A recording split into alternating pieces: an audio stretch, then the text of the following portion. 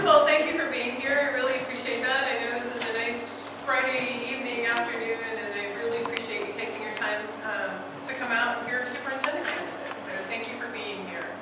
So again, my name is Ellen Perconti, and I'm currently the superintendent at Goldendale School District and at Grapeview School District. And I'll kind of start backwards, and I'll tell you a little bit about how that ended up happening. I started out in education as a music educator, so I taught music, and then I was also a music therapist. Did a teacher on special assignment, so worked in the curriculum department as a teacher on special assignment. That was where I learned how do you work with adults, which is actually different than working with children.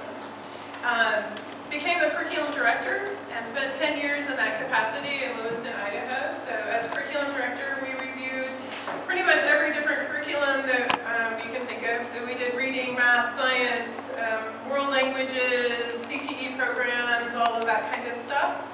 We also did professional development. I think one of the things that I am most proud of in that time was we built systems along the way so that standards came in and we said, okay, here are standards, and then standards change, and then standards change. But rather than seeing each one of those as something new, we had a system in place that the teachers were able to look at that and say, okay, we can do standards. We know that. We can do the same system just with different standards. So creating those systems in the district. So Lewiston has about 5,000 students, 4,500 to 5,000. I went from there to Priest River, Idaho, where I was the superintendent for 2 years. And Priest River has about 1,200 students. They serve 780 square miles, so it was a large geographical area, and not all that many students. I was also a principal at a small elementary that had 35 students up at Priest Lake. Side note, if you ever get a chance to go to Priest Lake, it's gorgeous. Quaint little school up there. I moved from there out to Western Washington. A couple things happened in my life. When I was superintendent at Priest River, I lived away from my husband. So he was still teaching in the Lewiston area, and that didn't work out real well for me. I don't like not having my husband around. So by moving to Western Washington, he was able to retire. Took the position at Marion Knight School District, where I was both principal and superintendent for 4 years. 2 of those years I did all of the administration, so I didn't have a principal for the last 2 years that I was principal. And I went to the board last spring about this time, and I said, you know, you need a principal. There's just that part of the system that we really need, and my skill set, I believe, is better at the superintendent level. So I worked with them to reduce my time and accepted a position at Grapeview, which is about 45 minutes away from Marion Knight, as their superintendent. So I'm 3 days a week in one district and 2 days a week in the other. Marion Knight is a K-12. We have 155 students on site. We also have an online school, so it's a statewide choice school that's delivered through technology. It's called Washington Connections Academy, and they have about 1,500 students in that school at this point. Grapeview has 211 students-ish and is a K-8 district. So that's kind of my educational history, that's my career. I am passionate about learning. One of the things that I love is that continued learning process, and as an education system, I think that's really important that we have that desire to continue to learn and just always try to, you know, what else can we do? How can we serve that one next student? How can we do that slightly better? Just asking those questions along the way. My husband and I have 2 adult children. My daughter lives up at River. I get to go see her tonight. And she's working up at Mount Hood Meadows. My son is in the Bellevue area and works in Seattle. He does some kind of computer programming. He spends a lot of time on a computer. If you ask me specifically what he does, I do not know. But he codes. We have a daughter-in-law as well as a granddaughter, so a 2-year-old granddaughter. And when you have grandchildren, there's just really nothing better than that grandchild. And yeah, it's been just awesome. That's kind of who I am. One of the kind of really cool connections, I told my dad, I said, hey, I'm going to go interview at Goldendale, and he said, oh, that's interesting. I said, why is that interesting? He said, well, when I was living in Oregon, so he was from Oregon, and he was going to school there, he said, I used to take bricks, swap that out with hay and deliver it back. And then what a cool connection, right? Who would have known? So that's a little bit about me. So I can facilitate the questions, or you can, it's up to you. I can do it. So anybody, it's wide open for questions, anybody want to start? Okay. How do you propose dealing with disruptive students in a classroom and not burdening the teacher? So students come in with different behaviors. Those behaviors meet some kind of a need. And so working with staff to figure out what is that need, and then teaching replacement behaviors. So what is it that student needs? Figure that one out, figure out what do we need to replace as far as those behaviors, and then supporting staff in what are the tool set that they need in order to make that the best possible environment for learning.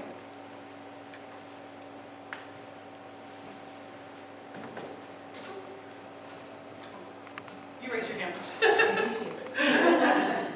I'm going to back up just a little bit. Can you tell me why you're interested in this position?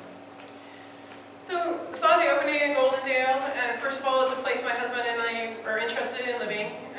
We're interested in getting to the drier side of the state. That's a piece of it. I'm looking for a place that values education. I'm looking for a place that we can just put down some roots and stay for a while, where we can feel a part of the community, feel that that's a piece that Goldendale offers. When I looked at the job description, I really feel that my skill set matches well with what that job description was. So I have the ability to meet the challenges that were described in that job description. I have that background and that skill set. So making sure I have something to offer is also a piece of what interests me.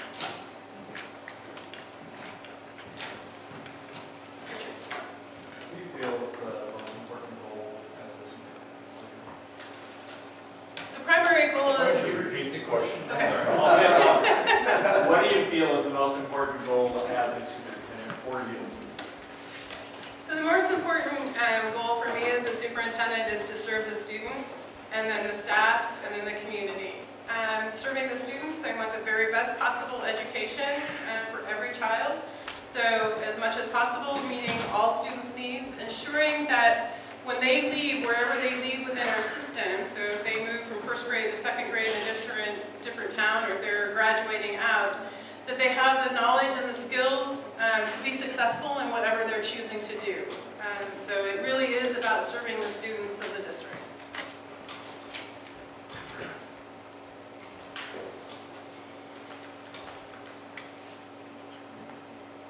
Don't be shy, I know y'all have questions. It's okay. I'm an HR director. I have lots of questions. We can go see here and then here. What is your biggest challenge in your current position? Personally, my biggest challenge is the two separate districts. And one of the things that happens when you're in two different places is you're never in the right place at the right time. So if there's an issue happening, I'm in that district, so there's an issue happening there. Both districts have different needs and different supports that are needed. Grapeview has a lot of structures in place, but they're finding a changing population with more and more students coming from poverty and needing different tools in order to support those students. So I would say that's their biggest issue. They also have a strategic plan that is driving forward. It says engage and inspire every learner. And so really trying to meet that and taking that great foundation that they have up the next level. Miriam Knight has facility needs. They have, it's very hard to recruit and retain teachers. So trying to get the word out that we're doing really good things for kids and being able to support teachers coming in is probably one of their biggest needs. You and your husband, is your husband, if I can ask the question, is your husband here with you today? He did not come. He did not come. Have you had any chance to drive around the community, say within a 25-mile radius, to find out the great offerings and culture that Goldendale has to offer? Like no malls, you couldn't buy the fit of clothing that you're wearing right now in this town. you know, the great thing is you can still shop online, right? So yes, we have. My husband actually was here a year ago, did a bunch of fishing in the area, and so when this one came open, he goes, well, yeah, I like that. I like to dress this way. This is who I am. This is how I like to dress, but I'm equally as comfortable in my waders on the river.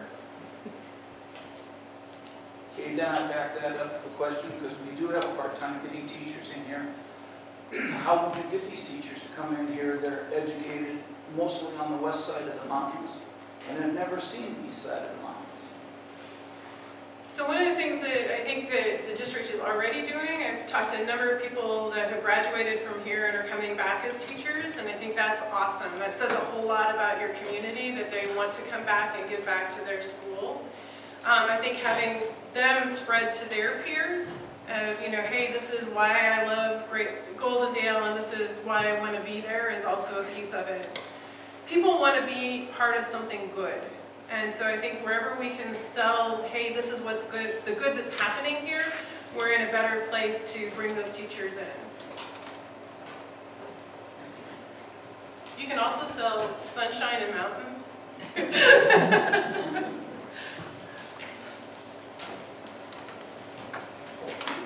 You mentioned something just a little bit ago about one of the challenges in your current position is the poverty that you're seeing in your students. Can you answer, or tell us what some of your ideas are and how you're trying to change that in your current position that might apply in our area? So change the poverty or changing how we respond? How we respond. Okay. That's an easier question. Yeah, definitely. So one of the couple different things we're doing. One is an emphasis on social emotional learning, and the other is working with staff to support them in understanding trauma-informed practices. So we've done work around what does childhood trauma look like, how does that impact the brain, and what are ways that you can structure your classroom and ways in which you respond that allow that child to feel safe and calm within that learning space. So it's professional development, it's providing those tools. The principal is reinforcing them, and we've also had an instructional coach who's able to support and work alongside teachers in implementing those tools.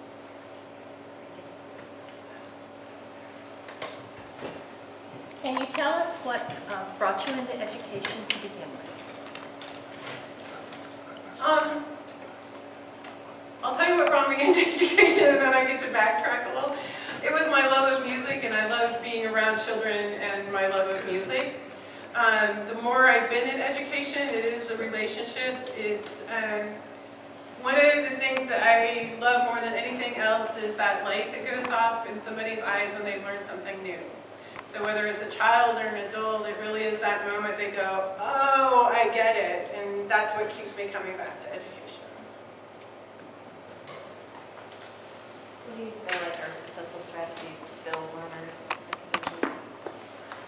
Say that again. What do you feel like are successful strategies to build learners? Learners within Just the... that whole culture of learning within our schools. It starts with curiosity.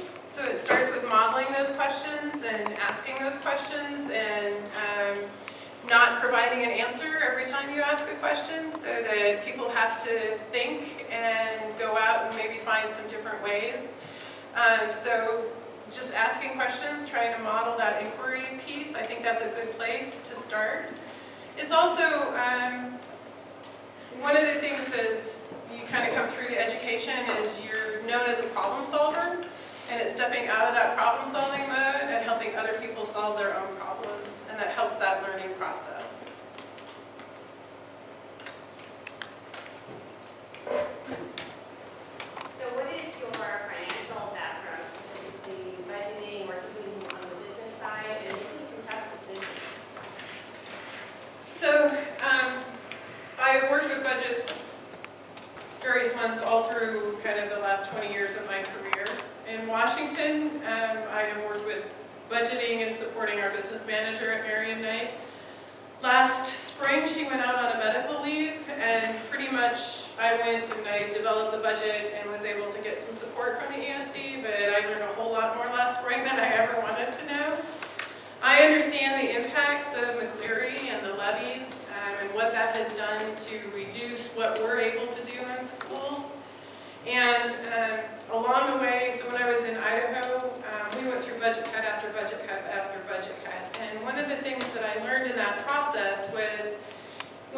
budget cuts, what everybody wants to do is say, well, in their program, they don't need this, or in their program or their school, they don't need that. And so we ended up developing, over a series of that, okay, what in your realm, what that you have control of, is something that either you can do differently or do without. So in that reduction, trying to be as innovative as we can be. What are we doing now that doesn't really make sense anymore? So are we doing everything paper pencil when it could be done electronically? We can save a few bucks on the copy machine and the paper. So where are those efficiencies that we can find? As well as, are there other ways then that we can fill those gaps? So I would say, I don't want to go tomorrow and have to do my own budget, but I know how all those pieces are put together, all the forms from the state have to be filled out.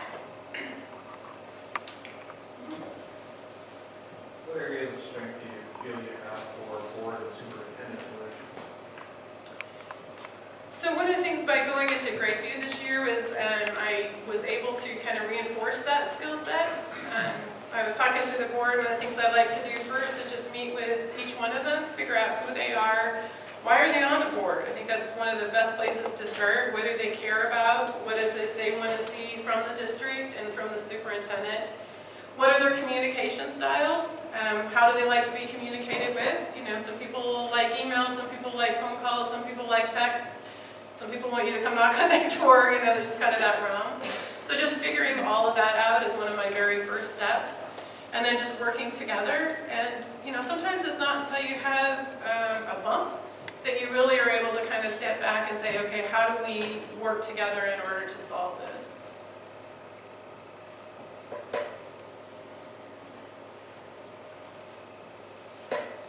How do you go about, question number one is basically about trust with staff. How do you go about repairing trust? So I start with me. I am an open and honest person. I operate from just this is who I am. What you see is what you get. I don't try to hide things. So I gave the example in one of the other meetings today. My dad is a pastor, and I learned way young, you don't lie because it's really not worth it. So that's how I start, is just, this is who I am. Then just getting that opportunity to talk with people, find out who they are, how do we work together. Again, working through some issues together so that they know, hey, this is, again, we're here for the best of the kids. How do we make sure that we're working together in that way? The easy answer is about relationships. And building those relationships so that when things get rocky, you have those to come back to. And you do that just by being who you are, in my opinion.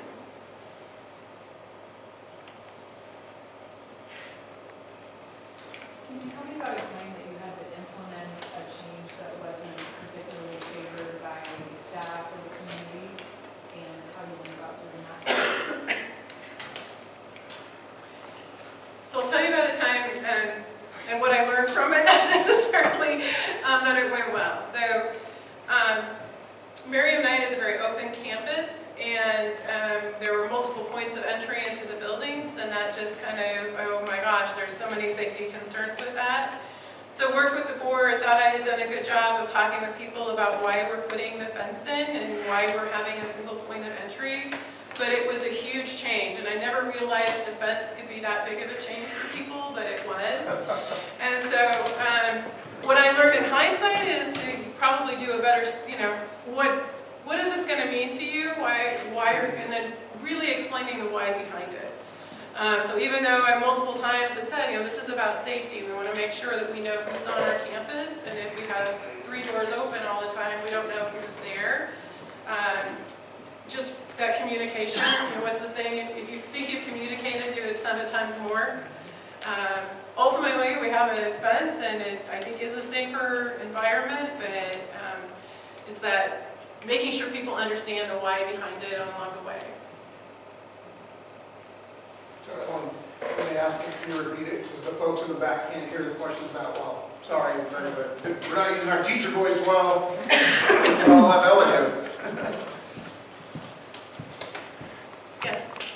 What would teachers in your current current school district say about your leadership style, both positively and maybe not such a great light? I think they would say that I keep What was the students. question again? Oh. I didn't hear you. Sorry, Ellen. Yeah, you were in the back, so yeah, tell her. So what would teachers in my current district say about me as a leader, both good and bad? Is that right? Yep. When things get fast, I think they would say that I don't communicate enough. And that was one of the reasons that I went to the board and said, you know, hey, being superintendent and principal isn't really functional, was there was so much going on that I didn't always communicate as thoroughly as I needed to. So that would be probably one thing that they would say.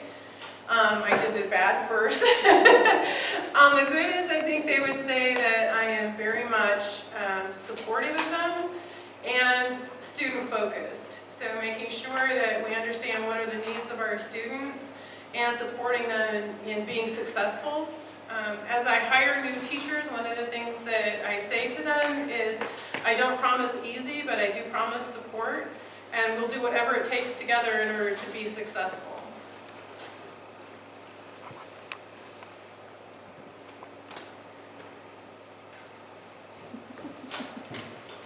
What do you think of homeschooling? I think homeschooling meets the needs for some families.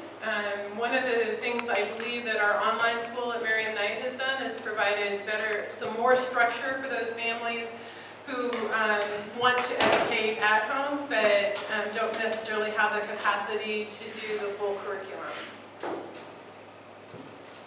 I didn't repeat the question. You didn't. You had another question? Yeah, so what or who are some of your biggest influences, either in education or just in life? So what are my biggest influences, either in education or in life? I would start with my parents. My father, like I said, is a pastor and very much served others. Felt that was his role, and I really feel that that has influenced my leadership style.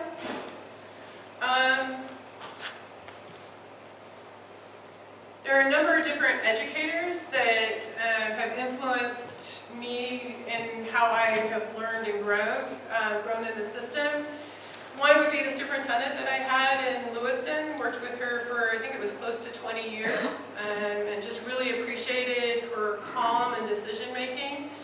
So that was a big influence. Working with some people now, I would say, are very highly influential in who I am. This year, I took on a leadership class from the Superintendent Association, and just working with, his name is Joseph Hill, his tool set has been very influential in my growth this year.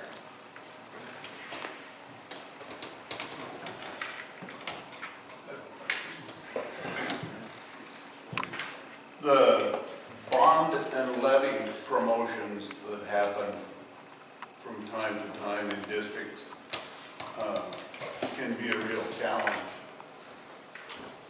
What kind of successes and failures have you had with that?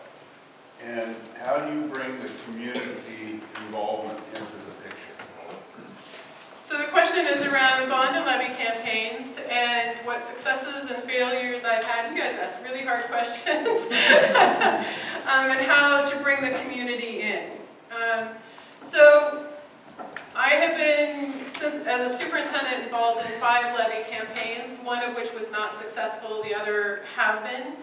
I believe that we have been successful in those because we have done a really nice job of communicating with the community as to why we need these levies. This is not something new. It has been the kind of the message in each one of those cases. And ensuring that people understand where that money is being used. The one levy that did not pass, I think I was new to the system. I saw a need for more money, and so the board approved to go out for a higher levy amount. And I don't think that the community was ready for that. Unfortunately, I just found out a couple days ago they just failed another levy, so it wasn't just that one. It's just that was kind of where that community was. Bonds are much more difficult because it is, especially if there's not a current bond that you're replacing, a new tax, and that's much more difficult. Have not been successful in any of those campaigns that I've been involved with. I think that it's very important to have the community involved up front so that they have a say in what is it that we're trying to do, why is it that this is necessary, as well as ensuring that whatever promotional materials really match the community. So I've been involved at Merriam Night with the bond campaign, and they brought out their stuff from the previous one. And I mean, there were glass entryways, and I mean, it was a gorgeous looking building, but it was way more than what that community needed or could afford. So really trying to match what are our needs with what the community can afford. It's so important to have people in the community being the ones that are spreading that word. So I understand as a superintendent, I'm the one up front and I'm the one that's supporting, but a lot of times it's the people that have been there for a longer period of time and who people trust that they're going to go to anyway that really need to be involved in those levy and bond campaigns. Another part of that question. How do you plan to assimilate into the community? And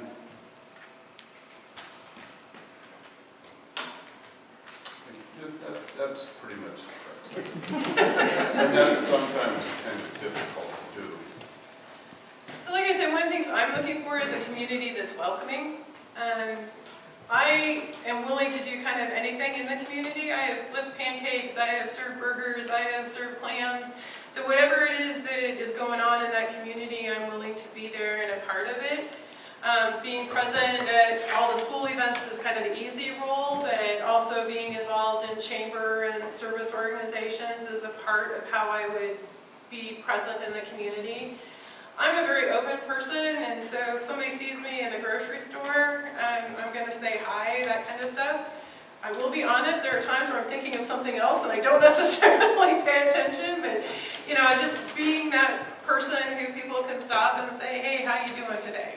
So that's a assimilate. I don't know, that sounds like the Borg or something. But I think it's just being present, being open, being involved in those kinds of community events. Thank you. As a superintendent, what style of student discipline would you recommend? So the question is around student discipline, and one of the things that we're facing in the state of Washington is that the laws have changed. And so one of the things I have to do is I have to follow what Washington laws say. So the way that we used to discipline said, you do this, you go out for this amount of time, you do that, you go out for twice that amount of time, etc. We're no longer allowed to do that. So we're really charged with how do we ensure that this child is getting education. Doesn't mean there aren't consequences, doesn't mean that there aren't conversations and growth, but it does mean we have to handle them in a different way.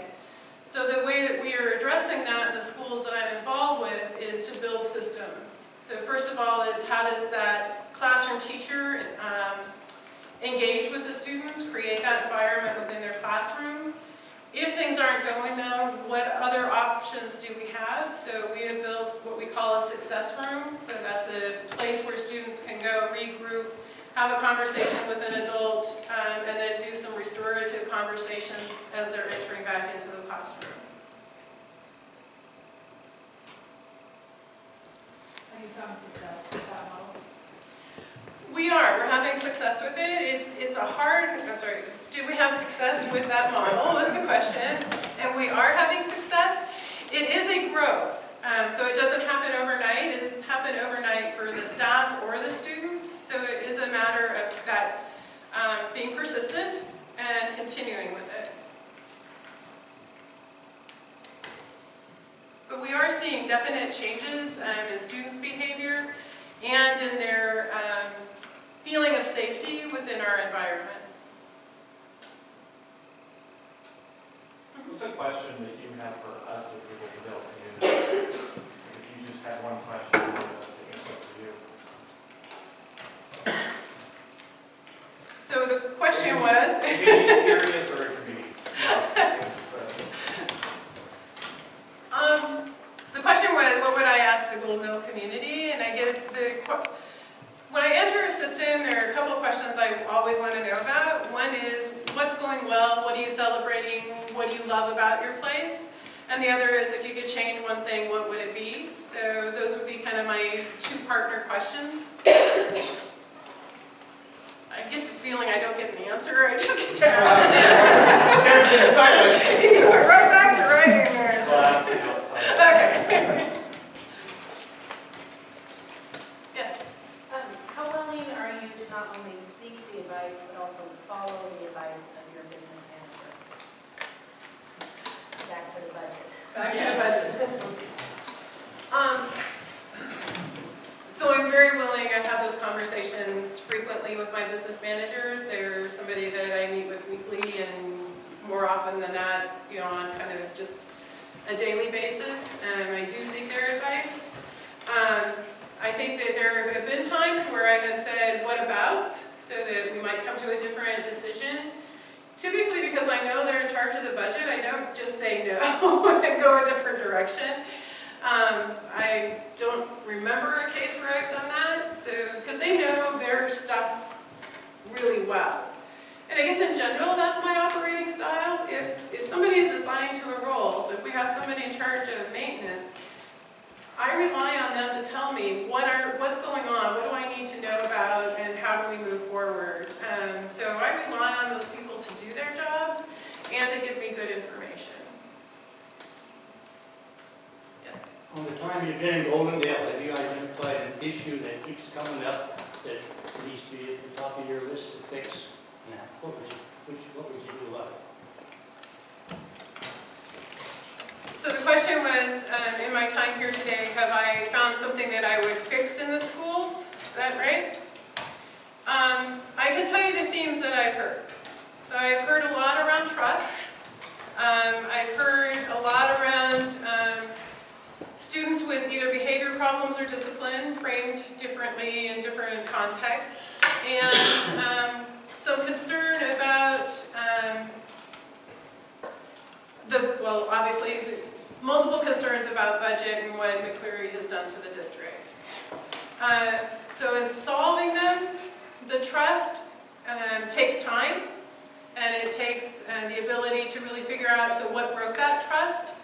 And is it something we could just say, no, we're not there anymore, let's just try to look forward? Or is it something that really needs that time of mending? And I don't know enough there, I just hear the trust word being used a lot. With the behavior issues, I could come in and, again, I need to know more about what the practices and structures are in place. But supporting staff, I have a background in that. Of how would we do that professional development? How would we support each other in that growth? Budget is something I would need to know a whole lot more about before I could tell you a fix. I understand the levy impact, but I don't know all the details underneath that.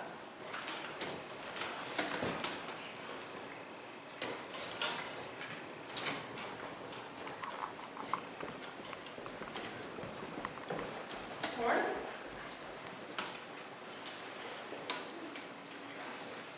In your background, sports are a real big thing in athletics here in Goldendale, not only to the high school, to the middle school, but it's also a big thing in the community itself. Have you had dealings with sports and athletic programs? So I've had a lot of dealings with sports and athletic programs. My son played 4 years of college ball, so you can imagine all the athletic events that we went through up through that, and then he was successful in that. So that was part of it. I also had a daughter who played in the orchestra at WSU, played flute, so I have that background as well. As an administrator, I have supported people in building programs. So one of the things that Miriam Knight was fortunate enough to do, we have a new PE teacher. He's also a coach, and he has come in and really built a weightlifting program that has supported all of our athletic events. So Miriam Knight has in their graduating classes somewhere between 6 and 12 students. Last year we had a student that got a scholarship and went to Cornell in track. This year we have a student who has already signed with WSU for next school year. So understand how to support those high-level athletes as well as that community feel. That's where people draw together, and when students are successful, no matter what it is, so if it's the ag program, the band program, whatever it is, athletics, that's when they're going to feel most attached to their school community, and that's important. So have worked with staff on how do we ensure that we're developing our students as people as well as athletes along the way. So it isn't just about I'm really good, but it is about we're in this together and that team kind of feeling.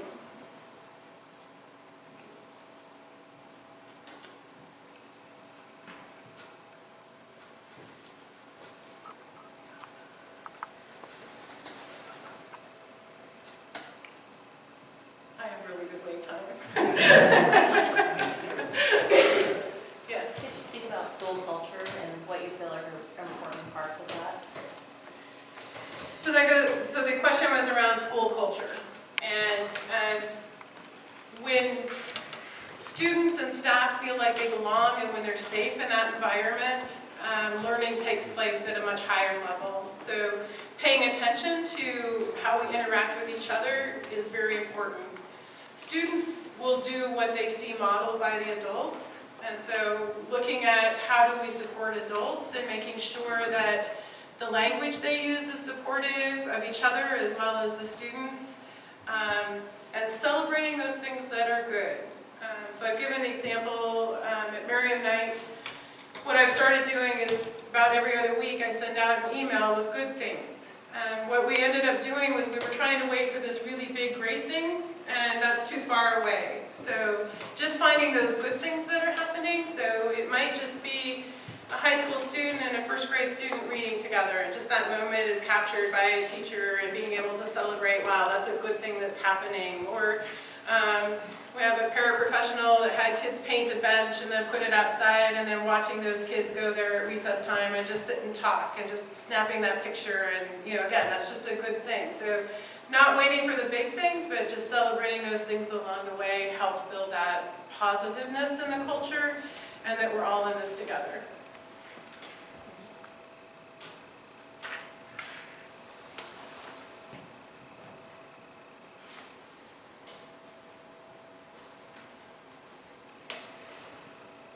Yes. If you were to become the superintendent for Goldendale, where do you see yourself in 5, 10 years? The second part follow-up is, what is your plan for the first year? What are your priorities? So if I were superintendent at Goldendale, where would I see myself in 5 to 10 years? And if I got the job, where would I start, I think was the question. So I'll take that one first. One of the things I do when I enter a system is I ask those two questions. What's good, and what do we need to, what do you see as needing to be changed? I take that information, and it's really pretty easy to start finding those themes along the way. So having those conversations with multiple different stakeholders, bringing that information together.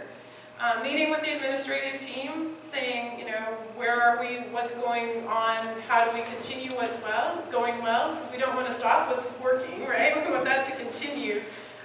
What is that really urgent thing that's happening that we need to address? How do we address that? Where do we have that leverage point? So getting that information, meeting with administrative staff. From the board, finding out, so where is our strategic direction? Where are we headed? What is it you want for this district? And then putting all that together into a plan. But at the entry, it takes a lot of listening, a lot of data gathering in order to kind of pull that together, and then with the board, with the administration, say, okay, here's the plan that we can use moving forward. I talk about plans, and one of the things you need to know about me, I guess, is that when a plan isn't working, I'm not afraid to change it. So we can keep the vision the same. This is our outcome, this is our goal. We set out doing this, and if it's not working, then we need to do something slightly different. So being able to make those adjustments along the way is also part of who I am. Where do I see myself in 5 to 10 years? I would be looking at 5 years, definitely being here as superintendent. superintendent. 8 years definitely being here as superintendent. I don't know about the 9th and the 10th. You all might get tired of me. But I think, somewhere around 5 to 8 years seems like a pretty good time span for superintendents. I really am looking for a place that will welcome my husband and I, allow us to offer something back to a community, be able to serve a school in the best way possible so that we can really see that acceleration of students. I have a passion for making sure that students have that knowledge and skill set and having the capacity to be good humans with each other. And I think sometimes we lose sight of that in all of our academic speak, and so I want to make sure that you understand that I really want our students to be good humans as they come out of our system. So that would be kind of who I am and why Goldendale. And that might be a good place to stop, because you really have 4 minutes. So if you have anything you'd like to 4 minutes? wrap up with, this is you, but I think that was a good, I'll let you go. You have the final word. Just wanted again to thank you all for being here. I know it is a Friday day, so I really do appreciate your time and energy and effort of being here for this process. Have really valued every group that I have met with today. You have really nice people in your system who care a lot about your students, and so that's an awesome place to start with because you have that in common and together.